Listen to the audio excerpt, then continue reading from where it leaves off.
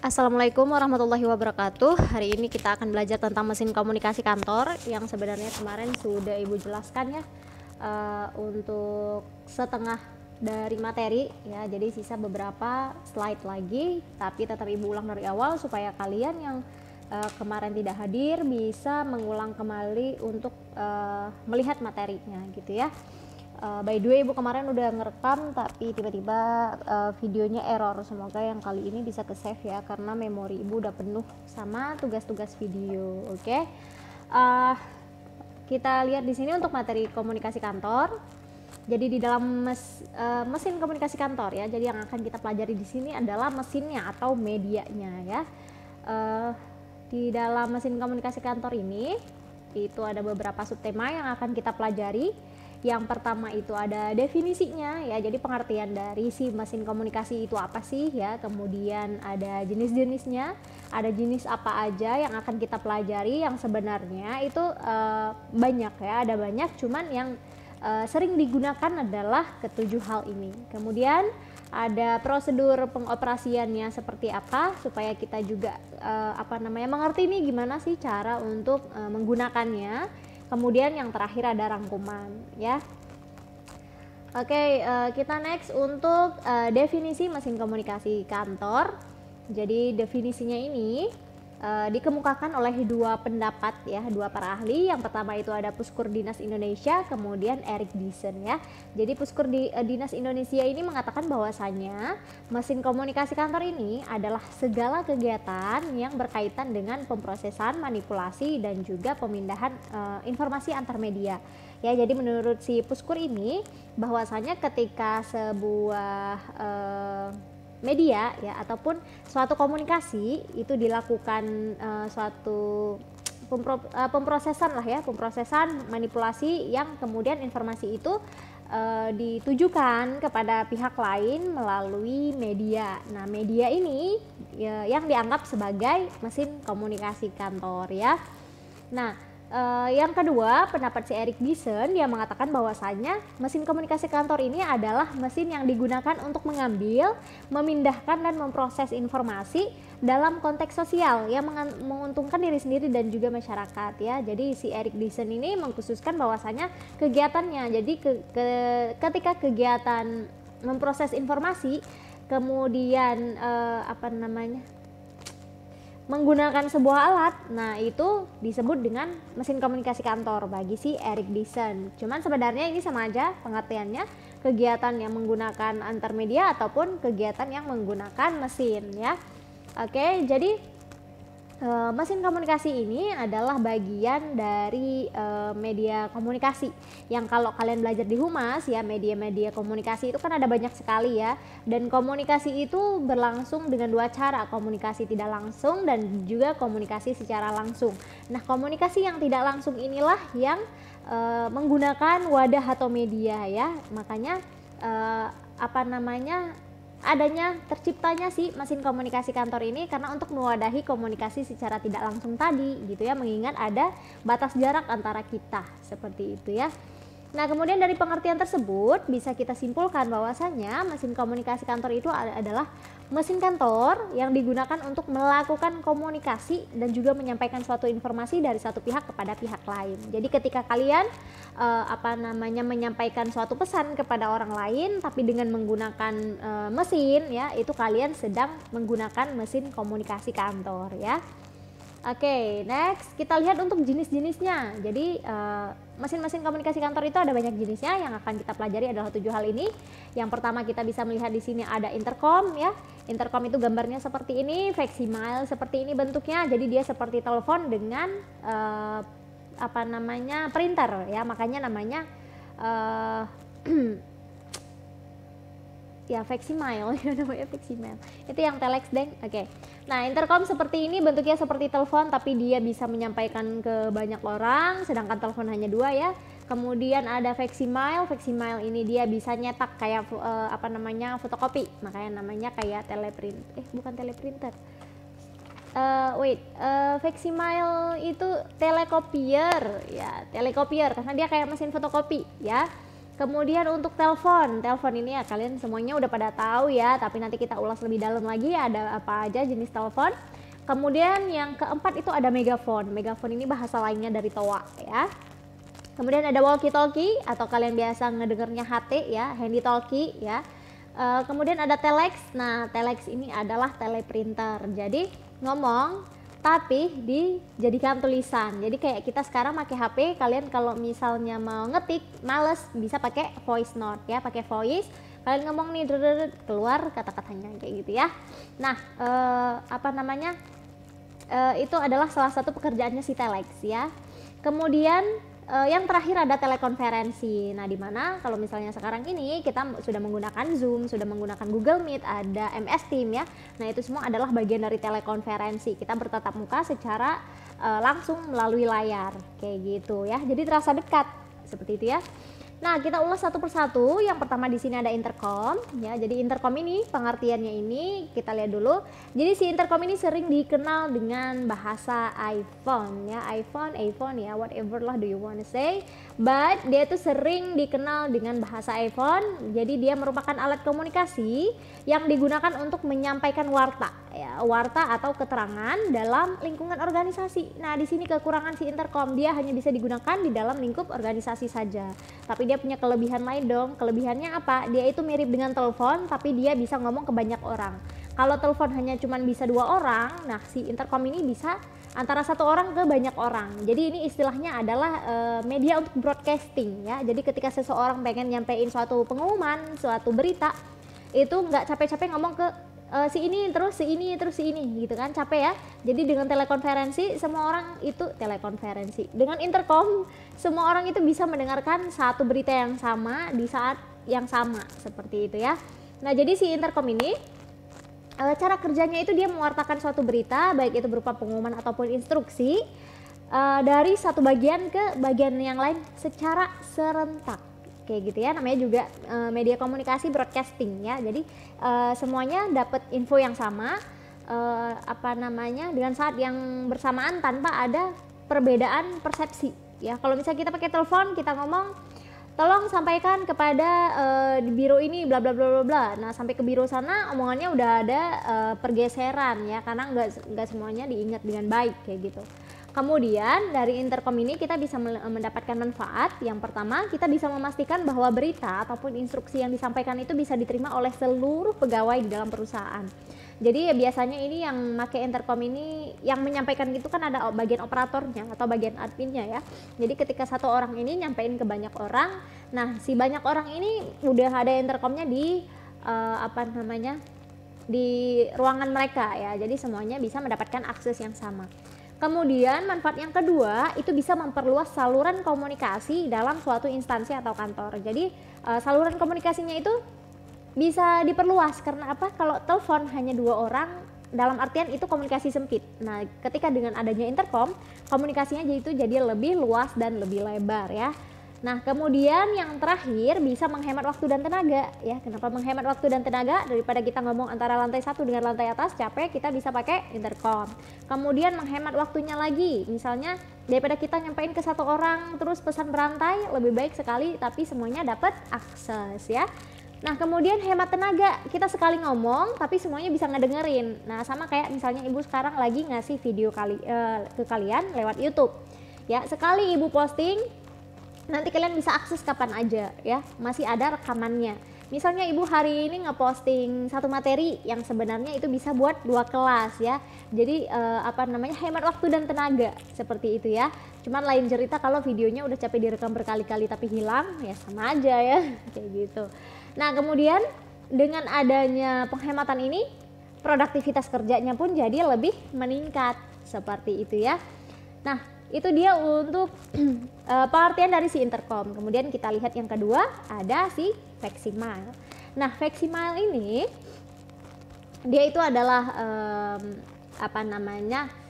mesin yang diberi nama Faximile yang berasal dari bahasa Latin ya. Jadi facsimile yang artinya itu membuat salinan yang sama dengan yang aslinya. Jadi dia benar-benar peketiplek nge-copy dokumen asli ke dokumen yang akan yang baru yang bakal dikirimin gitu ya. Makanya Veximail ini sangat ampuh, sangat bermanfaat untuk orang yang misalnya mau ngelamar kerja, misalnya mau ngirim fotokopi ijazahnya gitu ya.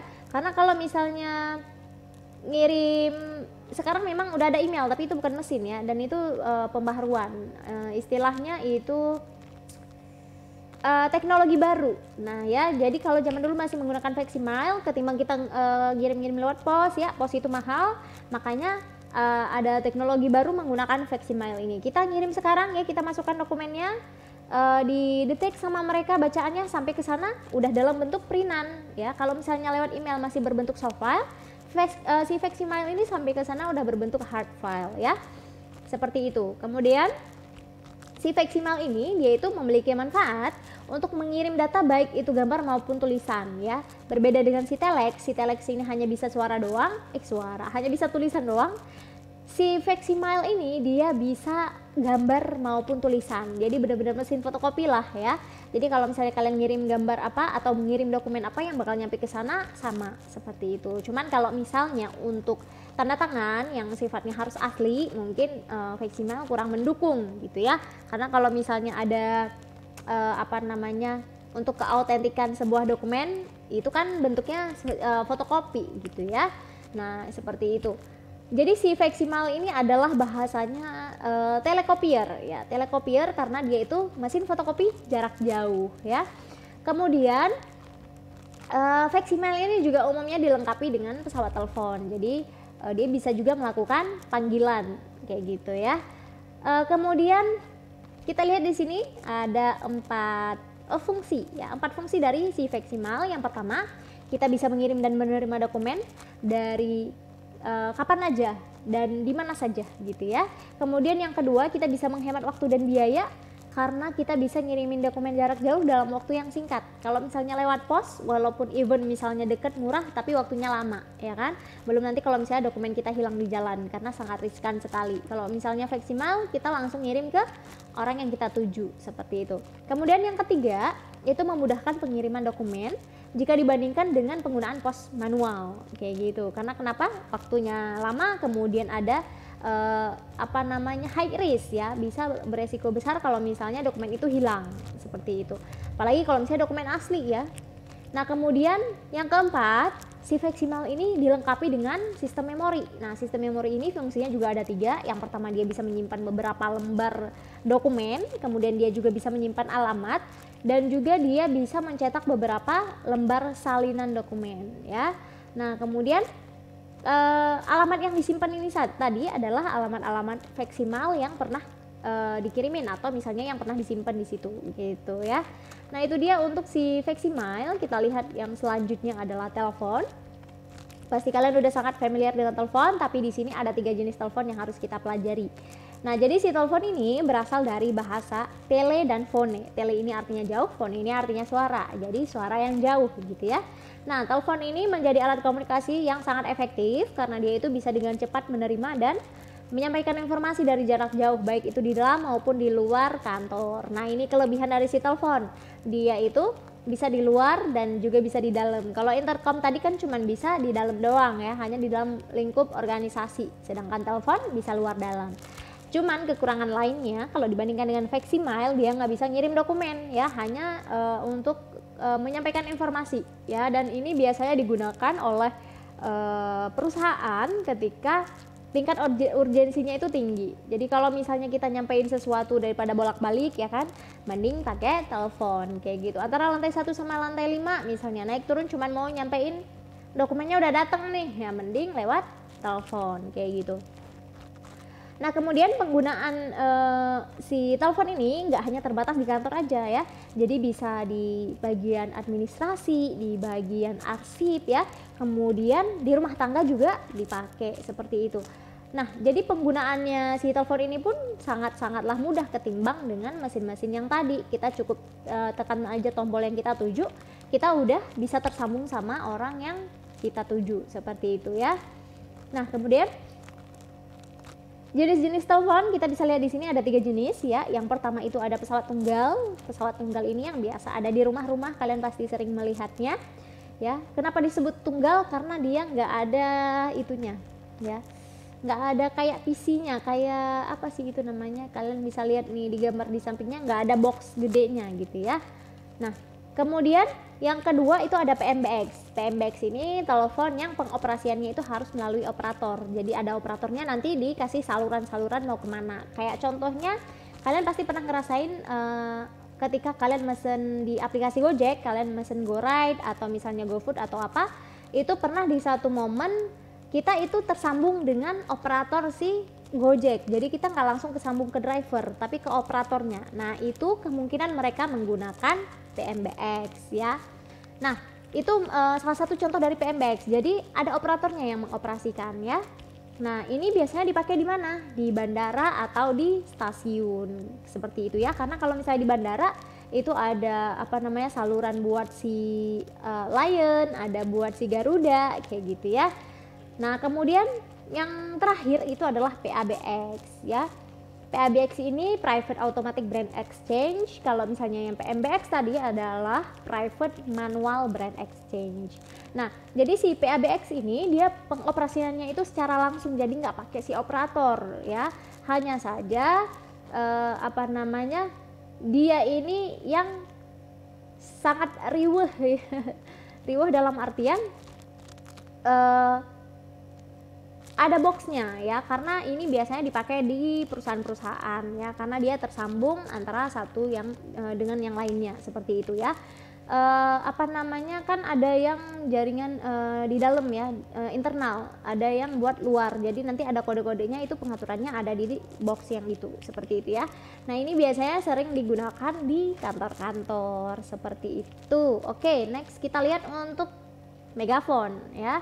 Nah megaphone ini bahasa lainnya adalah toa ya. Jadi kalau misalnya kalian sering ngelihat abang tahu bulat, nah ini pakai si megaphone ini.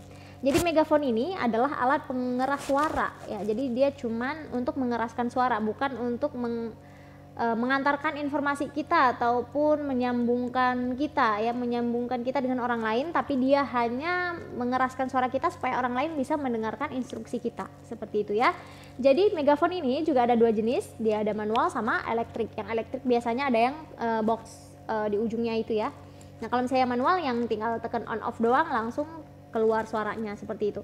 Nah megaphone ini biasanya digunakan untuk menyampaikan instruksi, pengumuman ataupun perintah, dan biasanya dipakai di tempat-tempat yang ruangannya besar kayak di jalan raya, di pasar kayak gitu ya, atau di tempat pembangunan yang tingkat kebisingannya jauh lebih tinggi seperti itu. Nah kemudian si megaphone ini of course dia punya kelebihan dong. Nah kelebihan dari si megaphone ini adalah yang pertama, dia itu mudah untuk digunakan dan juga praktis dibawa otomatis ya, karena dia itu nggak tersambung dengan aliran listrik secara langsung. Kemudian yang kedua, dia itu pengaturannya juga nggak rumit ya, dan aliran listriknya tidak langsung. Nah ini maksudnya. Nah kemudian yang ketiga, efektif untuk menarik minat massa. Karena kenapa? Suaranya berisik. Kalian kalau misalnya nggak dengerin abang tahu bulat di jalan, otomatis kalian langsung noleh dong gitu ya, mencari sumber suara seperti itu. Nah di balik kelebihan ini juga ada kekurangannya. Kekurangannya adalah suara yang dikeluarkan lewat megaphone ini cenderung tidak jelas ya, dalam artian suaranya itu kayak kita kumur-kumur lah ya, pronunciation-nya kurang dapet. Jadi makanya si operator ataupun si pengguna ini harus mengulang-ulang instruksi beberapa kali kayak gitu ya. Nah itu dia. Kemudian oh ya by the way, untuk telepon tadi itu ada beberapa manfaatnya ya. Jadi untuk kelebihan dari si telepon ini, yang pertama dia itu penyampaian pesan dan informasinya itu cepat, bisa cepat diterima saat itu juga. Kemudian kalau misalnya kita ingin menyampaikan hal-hal yang urgent dan yang penting, itu bisa menghemat waktu, tenaga, dan biaya. Waktu kita buat naik turun ke lift misalnya, ataupun waktu kita buat ketemu orang itu misalnya dia di luar negeri ya kan, daripada kita capek-capek naik pesawat pergi jauh-jauh, kita bisa menggunakan telepon. Nah kemudian biaya pun jauh lebih hemat ya. Kalau misalnya kita naik pesawat tadi ya, itu memakan banyak biaya, sedangkan kita cuma mau nyampein sepatah dua patah kata ya. Kemudian yang terakhir, kita bisa melakukan komunikasi dengan pihak luar kantor ya. Kalau misalnya intercom hanya di dalam, si telepon ini memfasilitasi untuk di luar kantor. Nah Tapi di balik keuntungannya itu ada kekurangannya juga ya. Kekurangannya itu yang pertama sering terjadi miscommunication ya, dalam hal arti misalnya ada gangguan jaringan ya, seperti itu. Kemudian yang kedua itu sulit dilakukan di waktu-waktu tertentu. Misalnya kita lagi rapat nggak bisa nelpon dong ya, karena lagi ada meeting. Nah kemudian yang kedua kalau misalnya kita lagi di perpus, nah kita nggak bisa juga melakukan telepon ya, karena kita lagi di tempat yang sunyi ya, seperti itu. Nah begitu untuk kekurangan dan kelebihan si telepon. Kita lanjut untuk si walkie talkie ya. Nah walkie talkie ini alat komunikasi tanpa kabel ya, tanpa kabel, tanpa pulsa. Dia hanya menggunakan gelombang radio. Nah jadi ini si walkie talkie ini dia itu bisa menyambungkan 2 orang atau lebih, tapi suaranya itu nggak bisa tumpang tindih kayak kita lagi nelpon ya kan. Kalau misalnya di walkie talkie itu harus ada pergantian supaya nggak merusak jaringan komunikasi, seperti itu. Makanya nih kalau misalnya kita di bandara, supaya gelombangnya itu nggak bertabrakan, kita disuruh matikan kan semua jenis cellphone kita, seperti itu. Nah kemudian bentuk si walkie talkie ini sama dengan telepon genggam ya, atau telepon tunggal tapi dengan antena. Nah antena ini nih yang memfokuskan untuk mencari gelombang radionya gitu ya. Jadi si walkie talkie ini jarak tempuhnya itu kisaran 0,5 kilo sampai dengan 2,5 kilo. Jadi nggak bisa jauh-jauh nih. Kalau telepon bisa di luar kantor ya, si walkie talkie walaupun di dalam kantor, kalau misalnya kantornya terlalu luas juga nggak bisa ya, nggak efektif. Nah kemudian walkie talkie ini biasanya digunakan oleh petugas keamanan ya, ataupun pemeliharaan gedung gitu, oleh orang-orang yang koordinasi di lapangan ya. Jadi kemarin itu ibu juga sempat ke sebuah warung makan yang mereka itu pelayannya menggunakan walkie talkie. Jadi dia menginput menu dari pelanggan itu nggak pakai kertas tapi pakai HP. Ibu juga nggak tahu dia pakai aplikasi atau mungkin dia hanya pakai notes ya. Kemudian dia koordinasi dengan walkie talkie, jadi dia nyampein ke orang dapur pesanannya ini untuk meja ini gitu ya. Jadi dia menggunakan walkie talkie seperti itu. Oke, next kita lanjut untuk telex ya. Tadi kita udah walkie talkie, kemudian kita lihat untuk telex. Nah si telex ini itu adalah mesin yang pelayanannya itu pertukaran berita yang berbentuk tulisan dari jarak jauh dengan menggunakan teleprinter. Ini yang tadi ibu bilang. Jadi ada pita suara yang nanti pita suara itu akan diubah menjadi tulisan ya. Jadi dia mengubah suara menjadi tulisan. Jadi kita nggak capek-capek nulis, kita ngerekam, kemudian rekaman itu merubahnya menjadi tulisan. Tapi nggak bisa gambar ya, only tulisan seperti itu. Nah kemudian telex ini dia itu merupakan pembaharuan dari penyampaian berita melalui telegram. Jadi zaman dahulu itu ada fasilitas yang namanya telegram ya, yang kemarin ibu sempat ngasih unjuk ke kalian itu telegram itu bentuk penulisannya itu kayak ada mesin ketiknya tapi yang manual banget gitu, dan itu memakan biaya banyak dan juga lama ya, karena ngirimnya itu juga kayak melalui pos gitu kayak gitu. Nah sedangkan ini kan menggunakan mesin ya. Jadi begitu kita ketik terubah tulisannya, nyampe ke sana pun tulisan gitu, kayak gitu ya. Dari sini suara sampai ke sana tulisan. Nah kemudian biaya telex ini juga dihitung menurut jangka waktu pengiriman dan juga jarak wilayah atau zona pengirimannya ya. Jadi biayanya itu tergantung jarak jauhnya, seperti itu. Nah kemudian si telex ini dia punya beberapa manfaat ya. Manfaat penting nih bagi kita kalau misalnya kita pakai telex. Manfaat apa aja yang bisa kita peroleh? Yang pertama, itu bisa memberikan pelayanan yang efektif dan dalam pengiriman berita secara tepat, langsung, lengkap dan tertulis ya. Kita ngomong, kita rekam, kemudian nyampe ke sana tertulis. Jadi nggak ada yang namanya miscommunication, kemudian nggak akan ada kehilangan kata-kata ataupun maksudnya ada yang rusak suaranya karena sampai ke sana berbentuk tulisan gitu ya. Jadi dia itu efektif untuk pengiriman berita secara tertulis ya, karena berita secara tertulis itu sebenarnya lebih otentik ketimbang suara. Nah kemudian yang kedua, berita telex dapat disebarkan dalam jumlah banyak ya. Jadi dia bisa ngirim dalam jumlah yang banyak, jadi nggak yang kayak telepon yang hanya antara 2 orang, tapi dia bisa menyebar ke jumlah yang banyak. Kemudian yang ketiga, sebagai bukti yang memiliki legalitas hukum dalam berkomunikasi. Nah, ini yang Ibu sampaikan bahwasanya dalam berkomunikasi legalitas hukumnya itu lebih akurat berbentuk tulisan ketimbang dengan suara ya, karena suara bisa diedit. Tapi kalau misalnya tulisan juga bisa diedit, namun source-nya atau sumbernya kita masih bisa kita cari sumbernya seperti itu ya. Kemudian yang keempat itu memudahkan komunikasi dari dalam dan luar negeri, terlebih kalau misalnya di negara-negara yang memiliki perbedaan waktu nih ya. Jadi bisa diterima setiap saat. Kemudian kita nggak perlu petugas operator ya. Jadi dengan adanya telex kita masukin aja nih pita suaranya. Nanti begitu itu keputar kita bisa ninggalin. Nanti dia begitu selesai dia akan mati sendiri mesinnya ya. Keren ya. Nah, jadi dia nggak butuh petugas operator asalkan aliran listriknya itu hidup ataupun kertasnya masih tersedia di penerimanya ya, maka mesin itu akan tetap berjalan sampai dengan selesai ya. Jadi kalau misalnya di penerima kertas telexnya habis juga ya nggak bakal nyampe kayak gitu ya. Itu dia manfaat dari adanya telex atau penggunaan telex. Next kita lihat untuk telekonferensi ya. Jadi telekonferensi ini salah satu bentuk komunikasi yang memungkinkan penggunanya itu untuk saling berkomunikasi melalui suara dan tatap muka secara langsung gitu ya. Kemudian secara langsungnya lewat layar monitor of course ya. Kemudian kita lihat telekonferensi ini biasanya dilakukan dengan gabungan beberapa gawai seperti layar monitor dan komputer ya. Nah, kayak kita melalui Google Meet, nah itu adalah bagian dari telekonferensi ya. Kemudian penggunaan telekonferensi itu bisa menghemat waktu dan biaya bagi perusahaan. Nah, menghemat biaya dalam hal apa? Mereka misalnya pengen meeting, pengen bertemu langsung tapi terbatas dengan jarak ya. Misalnya daripada ngabisin tiket pesawat jauh-jauh tapi cuma mau ngobrolin satu topik yang sebenarnya urgent ya, tapi mendesak harus sekarang, ataupun misalnya urgent banget tapi nggak butuh waktu lama gitu ya, daripada kita buang-buang uang buat keluar negeri, mending lewat telekonferensi seperti itu ya.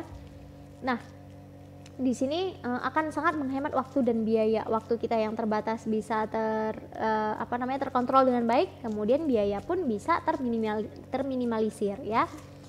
Nah, itu dia untuk telekonferensi. Kemudian kita lihat untuk prosedur pengoperasian mesinnya. Jadi di sini yang akan dijelasin prosedurnya hanya 6 karena si Megaphone dia cuma tekan tombol on off ya. Yang pertama itu prosedur penggunaan mesin intercom ya. Jadi di sini ada 6 ya, kalian bisa lihat ada 6. Kemudian yang pertama adalah mesin intercom. Jadi langkah-langkahnya yang pertama kita angkat dulu nih gagangnya ya. Kalau misalnya nggak diangkat nggak bakal ada suara ya. Kita angkat, kemudian kita tekan tombol seleksi saluran yang dituju ya. Jadi kita mau ke saluran mana nih, mau ke departemen apa, biasanya udah diatur nih sama si perusahaannya. Udah, kalau udah habis itu kita tekan tombol pemanggil yaitu huruf C ya, maksudnya di tombol itu C sampai terdengar bunyi nada panggilan ya. Kalau udah habis itu kita dengar kayak ada nada panggilannya, baru kita mengutarakan pesan yang hendak kita sampaikan ya. Jadi ini kita bukan kayak ngobrol, kayak ngasih broadcasting aja gitu ya. Nah, kemudian untuk telepon penggunaannya itu ini yang panggilan keluar ya, sebenarnya untuk tutorialnya ataupun pengoperasiannya. Untuk telepon itu hanya kita menekan tombolnya aja, tapi di sini lebih dijelaskan kepada mannernya ya, sikap yang baik dalam menelpon. Nah, di sini yang pertama ketika kita melakukan panggilan keluar, tahapan yang pertama kita harus menyiapkan alat tulis ya dan juga buku catatan untuk mencatat pesan dari telepon tersebut. Karena di dalam penyampaian telepon itu kan nggak ada bukti autentik ya untuk menulis. Ataupun maksudnya nggak kayak si intercom nggak kayak si telex ya yang suara berubah jadi tulisan ya. Jadi kita sendiri yang harus mencatatnya. Kemudian setelah itu kita siapin nih nomor teleponnya udah benar atau belum. Jangan sampai nanti kita salah ngambil nomor, malah nomor orang lain kayak gitu ya. Nah, kemudian yang ketiga, setelah kita memastikan nomor tujuan kita, baru kita angkat gagang teleponnya, kemudian kita tekan nomornya. Udah pasti nih nomornya, kita angkat, kemudian kita tekan nomor teleponnya. Setelah itu apa namanya, kita tunggu nih nada panggilannya udah kedengeran di sana, baru setelah itu kita sampaikan salam pembuka, misalnya lagi pagi selamat pagi ya, kalau misalnya siang selamat siang. Nah kemudian kita pastikan kalau misalnya pihak yang mengangkat telepon adalah pihak yang kita tuju dengan menyebutkan nama dan instansi yang hendak kita tuju ya. Jadi ketika kita ngangkat telepon, selamat siang, bisa berbicara dengan Bapak Andreas misalnya kayak gitu ya. Nah nanti baru dijawab, oh iya dengan saya sendiri, boleh saya tahu berbicara dengan siapa? Ya biasanya kayak gitu ya. Seperti itu. Nah kalau misalnya udah kita mengkonfirmasi pihak yang kita tuju, baru kita sampaikan identitas dan asal kita. Saya misalnya, siapa nih Ibu sebut nama kalian? Ya misalnya saya Suci Hidayati, ingin dari SMK Yadika 4 misalnya. Kayak gitu ya, ingin menyampaikan informasi mengenai bla bla bla bla. Nah seperti itu ya. Nah kemudian itu tadi, setelah kita memperkenalkan diri kita sampaikan alasan kita menelpon ya, kayak yang tadi Ibu bilang, saya Suci Hidayati dari SMK Yadika 4 ingin menyampaikan informasi penting mengenai misalnya PSB ya, kayak gitu. Nah kemudian baru yang keenam stepnya adalah kita berbicara dengan suara yang jelas dan sopan. Jadi nggak boleh ngejelimet, nggak boleh kayak orang jaim. Jadi Bapak saya mau, nah itu nggak boleh ya. Jadi kita tuh harus lugas, harus tegas, dan kemudian harus sopan ya. Kemudian kita menyampaikan tujuan kita menelpon, dan jangan lupa kita catat poin-poin penting dalam pembicaraan kita, karena bisa jadi nanti itu hal yang akan kita butuhkan ke depan. Nggak mungkin dong, aduh tadi Bapak itu ngomong apa ya, masa telepon sekali lagi, kan gak lucu ya. Nah itu bukti kalau kita tidak kompeten kalau seperti itu. Nah kemudian poin ketujuh, kalau misalnya pembicaraannya itu kurang memuaskan karena ada gangguan telepon, nah kita jangan sampai ngetuk-ngetuk kait telepon. Jadi kabelnya itu nggak boleh kita ketuk-ketuk kayak gitu ya, karena itu bisa menambah kebisingan ataupun mengganggu jaringan ya. Seperti itu. Nah kemudian kalau misalnya pembicaraan udah selesai, baru kita ucapkan salam penutup ke lawan bicara kita, kemudian kita letakkan gagang telepon dengan perlahan, jadi jangan sampai kita banting. Nah kemudian kita pastikan gagangnya itu berada di tempat semula, jadi jangan sampai bergeser ya. Nah jadi ketika setelah selesai kita menyampaikan informasi, baru kita bilang, baik terima kasih Bapak atas waktunya, selamat siang, kayak gitu ya. Nah seperti itu untuk melakukan panggilan keluar. Nah bagaimana nih kalau misalnya ada telepon masuk ya? Prosedurnya yang pertama, begitu telepon berdering, kita gitu harus segera mengangkat. Jadi nggak boleh lebih dari 3 kali ya. Usahakan ketika bunyi dering yang kedua kita udah ngangkat kayak gitu. Kemudian kita angkat telepon itu dengan tangan kiri ya. Jadi ini bukan adat makan, jadi pakai tangan kiri dia ya. Pakai tangan kiri, kemudian tangan kanan kita adalah untuk menulis kayak gitu ya. Nah kemudian ketika kita ngangkat, kita sampaikan salam pembuka, selamat pagi ya. Saya Suci Hidayati dari kelas 11 sampai 2 misalnya. Ya, kemudian saya sedang berbicara dengan siapa? Seperti itu ya. Jadi kita nanya siapa orangnya. Setelah kita memperkenalkan diri, kita bertanya dengan siapa yang sedang kita berbicara. Kemudian ini sama ya, selanjutnya kita harus menggunakan suara yang jelas dan sopan saat menerima telepon. Kemudian kita harus lugas dalam menjawab, nggak boleh bertele-tele, nggak boleh menyi-menyi, nggak boleh leyeh-leyeh ya kayak gitu. Kemudian kita harus mencatat semua pesan penting yang disampaikan penelpon, dan jangan ragu kalau misalnya ada hal-hal yang kita masih kurang paham nih, kita nggak kedengeran tadi nih, ataupun misalnya dia lagi nyampein sebuah nomor telepon tapi nggak jelas suaranya. Mohon maaf Bapak, bisa saya ulangi, untuk nomor teleponnya adalah 0812. Nah misalnya kayak gitu ya. Jadi kita harus mengulang kembali informasinya, di cross check kayak gitu. Kemudian setelah percakapannya selesai, kita tidak boleh melupakan salam penutup ya, salam penutup sebelum kita menutup telepon. Baik, terima kasih Bapak atas informasi yang sudah disampaikan. Saya akhiri. Selamat siang Bapak, kayak gitu ya. Ataupun selamat siang Ibu, seperti itu. Nah, kalian yang sering nelpon customer service pasti kalian pernah ngerasain dong ditelepon sama mereka itu sehalus dan sesmooth apa, itu enak banget. Malahan kita tuh kayak terbawa pengen ngomong dengan bahasa yang baku juga. Selamat siang dengan Ibu Miftahul Jannah, kami dari bla gitu ya. Pernah tuh ditelepon sama mereka, suaranya halus banget, enak gitu ya. Nah, jadi yang bercita-cita jadi customer service ataupun pengen kerja jadi customer service, sering-sering tuh praktek sama temennya ya. Praktek nelfon, praktek ngomong lewat telepon itu seperti apa, sering-sering dilatih karena pronunciation itu juga penting. Nah, kemudian selanjutnya pengoperasian telex ya. Jadi pengoperasian telex itu ada dua, ada telex untuk di dalam negeri sama di luar negeri. Ini sebenarnya sama aja, yang membedakan adalah cara menginput nomornya ya. Nah, untuk yang cara menelpon untuk telex dalam negeri, itu yang pertama kita siapin dulu pita telexnya ya.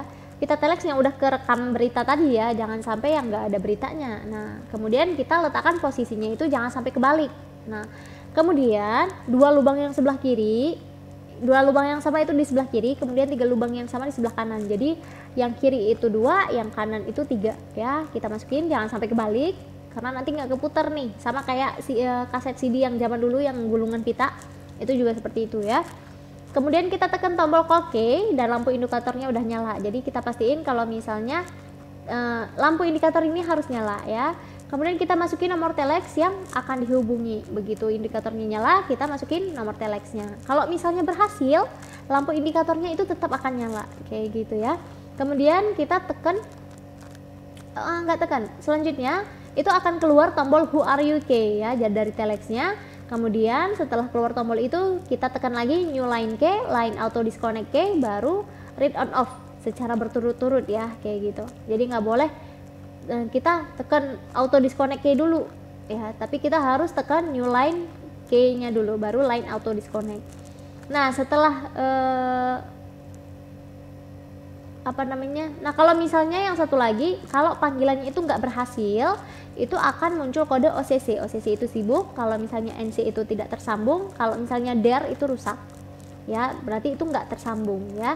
Kemudian yang terakhir, kalau misalnya rekamannya itu udah habis, otomatis pertukaran answer back akan keluar dan mesin langsung mati ya. Pengiriman telex pun sudah selesai. Jadi seperti itu.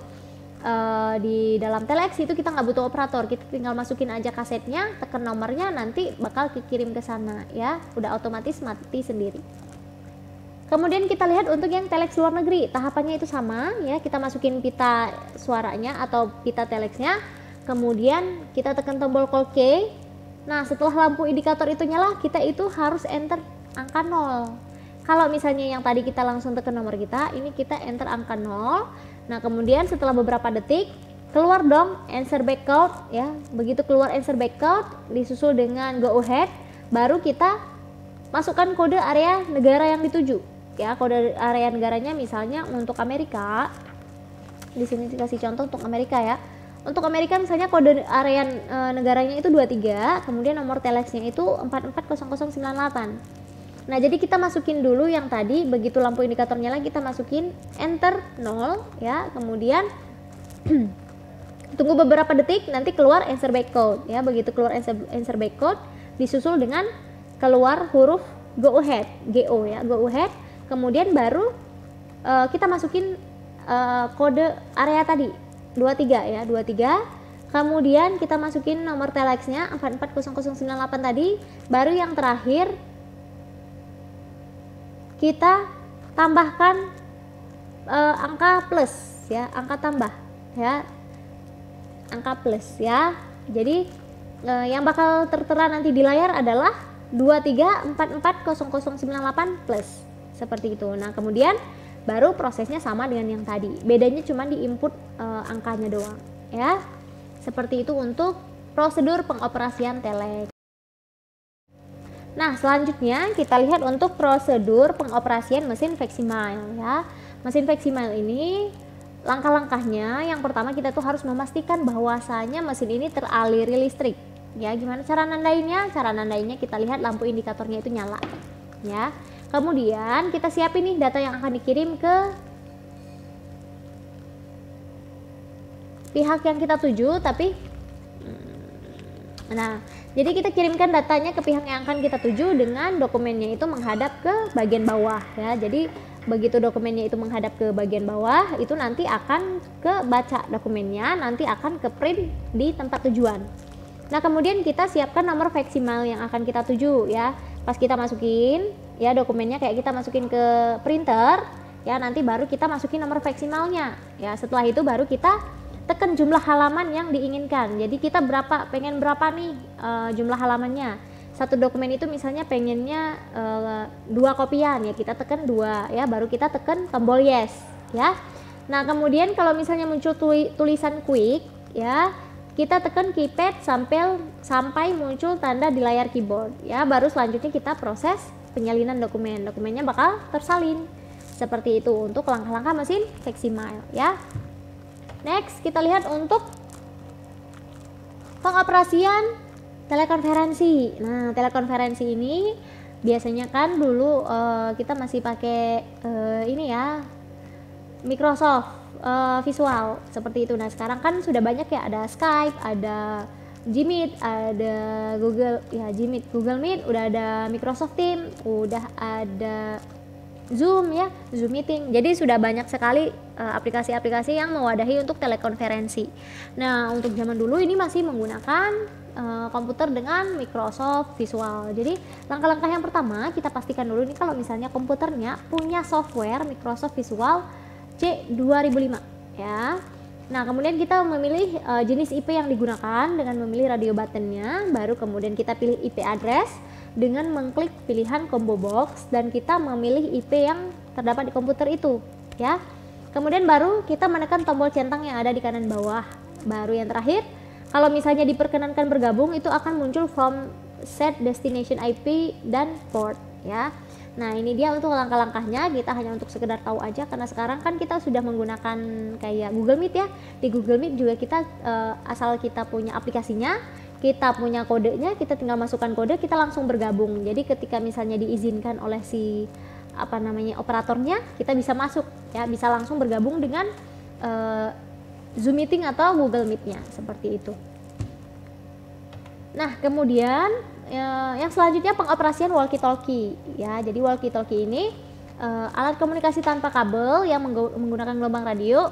Penggunaannya itu ada 3. Kita melakukan panggilan, menerima panggilan, dan juga kita memahami kode saat melakukan panggilan dan menerima panggilan. Nah, yang pertama kita melihat dulu untuk yang pengoperasian dalam menerima panggilan. Jadi ketika menerima panggilan, yang pertama apabila kita mendengar panggilan, kita harus jawab sesegera mungkin ya, karena gelombang radio itu kan suka terputus. Kemudian yang kedua, jawaban terhadap panggilan hendaknya itu singkat dan sopan ya, dengan tetap berpegang pada prosedur komunikasi ya. Jadi nggak boleh yang kayak kita ngomong sama temen yang nggak baku kayak gitu ya. Boleh sih pakai bahasa yang nggak baku tapi tetap sopan seperti itu ya, dan singkat, nggak boleh banyak bertele-tele. Kemudian untuk menerima panggilan ya, melakukan panggilan. Oh, I have to change this.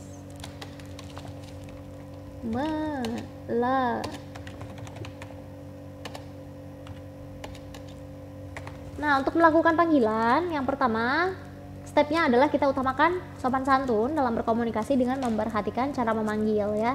Jadi mirip-mirip dengan aturan ketika kita melakukan telepon. Kemudian ketika kita melakukan panggilan, kita harus menekan tombol PPT, push to talk ya, yang biasanya ada di bagian atas ya, push to talk.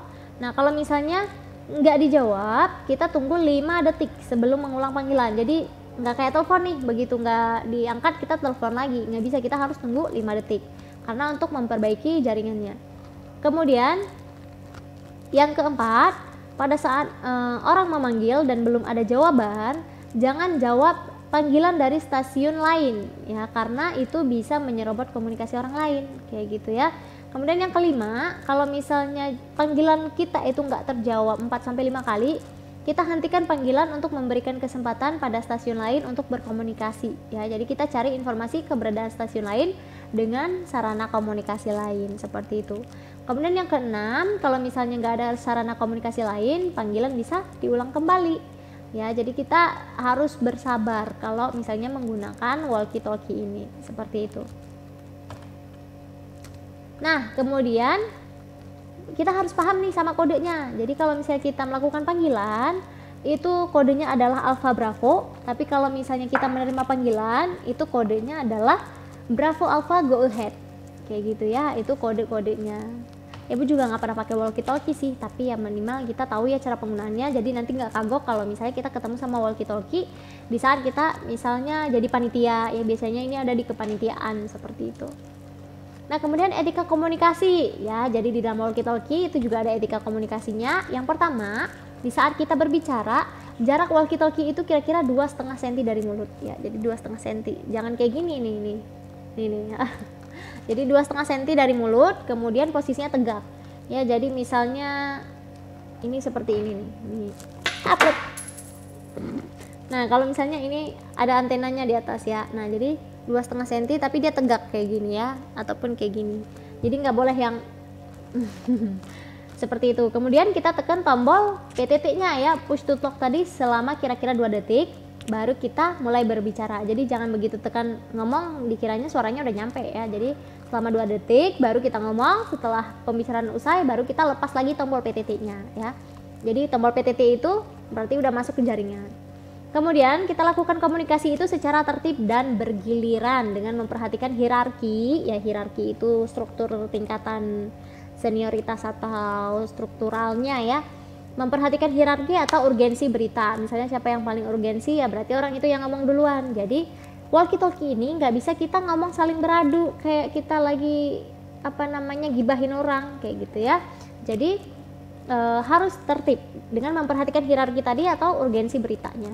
Kemudian yang keempat, kita harus gunakan kerahasiaan dengan menghindari penyebutan nama. Jadi nggak boleh nyebutin nama, jabatan atau senioritas dalam percakapan. Nah kalian pernah kan ngelihat meme abang tukang bakso yang pakai walkie talkie ya, itu mereka nggak nyebutin nama kan, tapi nyebutin bahasa-bahasa yang nyeleneh gitu ya kan, seperti itu, karena harus menghindari kerahasiaan, menggunakan kerahasiaan ya, supaya menghindari hal-hal itu tadi. Nah kemudian kita gunakan pula call sign atau kata sandi yang udah ditentukan ya tadi. Misalnya abang tukang bakso tadi dia pakai kata sandi apa, misalnya buat si ini si itu gitu ya. Kemudian kita berbicara dengan singkat dan jelas, nggak boleh bertele-tele. Dan yang keenam, kalau misalnya pesan yang disampaikan itu kurang jelas, jangan ragu untuk meminta pembicara mengulangi lagi dan mengeja sesuai dengan ejaan radio telepon ya. Kemudian kita berbicara dengan menggunakan kecepatan sedang dan irama yang baik. Jadi nggak boleh kecepatan, nggak boleh kelambatan ya. Iramanya juga harus baik intonasinya. Nah kemudian kita harus biasakan menggunakan sandi percakapan yang berlaku kayak tadi ya, sandi untuk menerima bravo alpha ya kan, ya enggak. Nah bravo alpha bravo, kalau misalnya menerima bravo alpha go ahead gitu ya. Kalau misalnya kita biasanya ganti gitu ya. Nah kemudian panggilan hanya bisa dilakukan maksimal sebanyak 3 kali ya, seperti itu. Ibu juga nggak pernah pakai. Oke, seperti itu dia untuk materi dari mesin komunikasi kantor kita. Selanjutnya kita lihat untuk rangkuman. Ya, jadi rangkumannya adalah poin pertama, mesin komunikasi kantor itu adalah mesin kantor yang digunakan untuk melakukan komunikasi baik itu di dalam lingkungan organisasi maupun di luar organisasi. Kemudian poin yang keduanya, poin yang kedua, jenis-jenis mesin komunikasi kantor itu ada intercom ya, veksimal, telepon, kemudian megafon, walkie-talkie, telex, dan telekonferensi ya, yang tadi udah kita sebutkan. Kemudian yang ketiga, prosedur penggunaan mesin komunikasi kantor itu harus dilakukan secara tepat dan teliti supaya tujuan yang hendak dicapai perusahaan itu bisa terlaksana dengan baik. Jadi kalau misalnya kita makainya asal-asalan, suka-suka hati kita, nanti bisa rusak ya, bisa terjadi gangguan atau kendala seperti itu. Kemudian untuk poin keempat, prosedur penggunaan telepon itu terbagi menjadi 2, ada yang melakukan panggilan telepon, ada yang menerima panggilan telepon ya. Itu berbeda ya, seperti itu. Nanti next time maybe di semester selanjutnya kita akan belajar bagaimana cara menerima telepon dan juga melakukan panggilan. Kemudian poin kelima, prosedur penggunaan telex itu juga terbagi kepada 2 berdasarkan asal pengirimannya. Ada pengiriman di dalam negeri, ada yang di luar negeri ya. Berbeda cara input nomornya. Yang lainnya persiapannya sampai dengan selesai sama saja. Kemudian poin yang keenam, penggunaan walkie-talkie itu terbagi menjadi 3, melakukan panggilan, menerima panggilan, sama memahami kode menerima dan melakukan panggilan. Seperti itu ya. Nah itu dia untuk materi kita hari ini. alhamdulillah videonya bisa record dengan baik. Nanti akan segera Ibu edit dan Ibu upload di YouTube. Jangan lupa cantumin nama kalian di bawah supaya Ibu tahu siapa yang udah nonton sama yang belum. Yang nonton itu akan ada nilai plus dari Ibu ketika nanti kalian nilai di PTS, nilai kalian nggak mencukupi, Ibu akan bantu orang-orang yang membaca materi atau mendengarkan materi ya, seperti itu. Jadi kalau yang males-males nggak pernah cantumin namanya, atau ya mungkin dia nggak dengerin tapi nggak paham sama materi, kelihatan ketika kalian misalnya melakukan penugasan ya, bisa jadi ya seperti itu. Nah, jadi kalian harus mendengarkan dengan baik materinya karena materinya juga berguna untuk kalian, seperti itu ya. Oke, thank you so much for your attention.